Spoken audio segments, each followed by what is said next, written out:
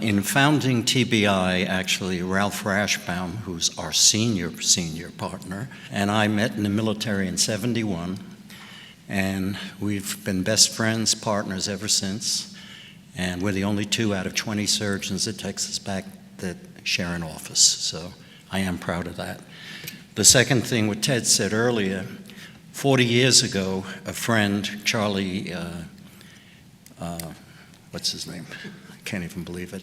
From Cedar, an internist, Kivowitz, said you got to meet Ted. You guys will get on. Well, I don't always listen, so it didn't really happen. To talk about what I've done well, what I haven't done well, we all have mixed bags. And what Ted said a little earlier, if you don't learn from your mistakes, you're not learning. And the same in the venture world. If you get into the business world, if you go and say you had 100% successful investments, you're FOS, not a case. So that's number one. Number two, what goes around comes around. You might have heard me say earlier or yesterday that I got involved with telemedicine with Harvard 40 years ago, 40 years too early. It's back. Number two, I was involved in the 80s with chymopap pain. Many of you probably don't even know what the hell that is, but it's an injection to take care of a disc. Well, at this point, myself, another guy older than me, Gunnar Anderson, and then a guy from London, Doug Wardlow, we're trying to bring it back. We'll see if we can. It never was taken off the CPT codes or anything. In terms of what I've missed along the way, and my partners remind me of it all the time, the precursor of Medtronic was Danek. Danek tried to go public years ago. They didn't make it. And they came to me and they offered me, for the group, 10% of Danek for $100,000. I didn't like the guy who was the sales guy, turned it down. Might have been worth $100 million today. My guys don't regret that. We also were the second place in the country to have multiaxial images of CTs. We also helped, and another one of my great famous accomplishments, developing the MRI for the spine, but I didn't believe it would work. The other two would be Rick Scott and I were friends. He's now a senator, but he's the guy who bought HCA. He and I tried to buy a hospital in Plano, Texas a few years before. They wanted $110 million. We told them they were crazy. He started a company called Columbia Hospital Corp., had dinner before that with Rashbaum and myself. What do you think of the idea? Rick, it sucks. Well, he did pretty well. We then started a company called Spinemark, and that leads me into how important people are. How do you put a pre-money valuation on something? Well, generally you pull it from the air. I put a $20 million pre-money, raised $8 million, and we managed to blow it over 5 years, and it was management. And we trusted management, but you better keep an eye on management. What are the positives that have gone on? In 2000, I went to the first DISC meeting in Munich. I recognized this is what's happening next. I put in a couple of lumbar discs because that was the thing. I had to deal with Helmut Link, who had the Link disc.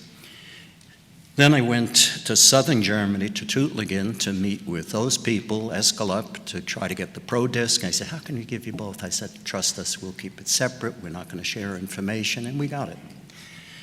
3 of my partners are kind of the disc experts now, Scott, Rick, Jack.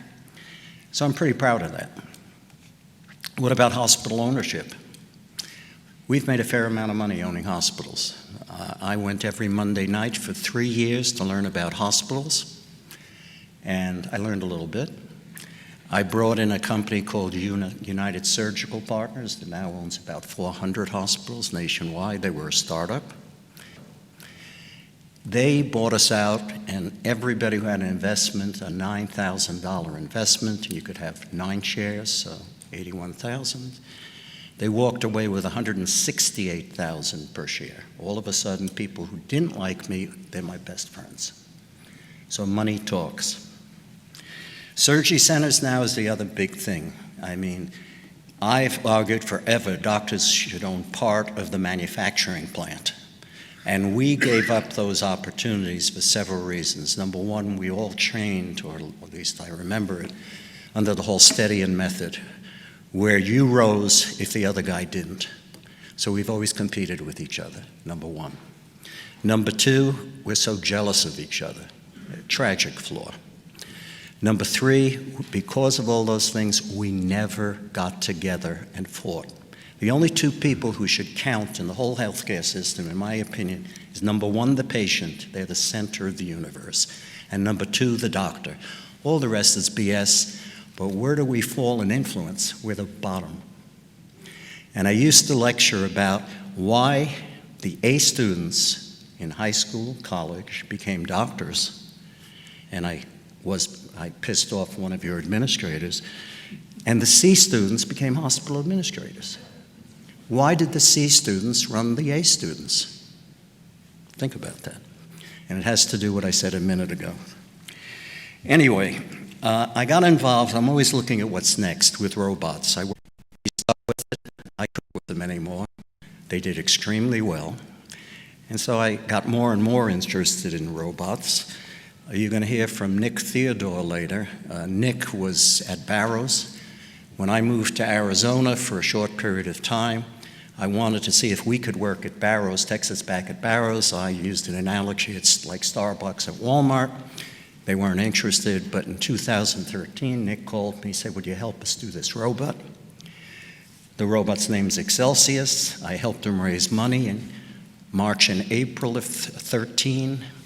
And then I called David Paul of Globus. I said, you need to buy this, and he bought it by December of 13. So your Rolodex counts.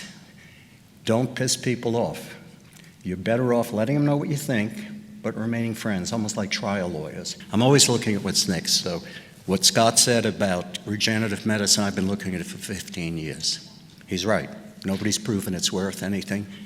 Let's wait.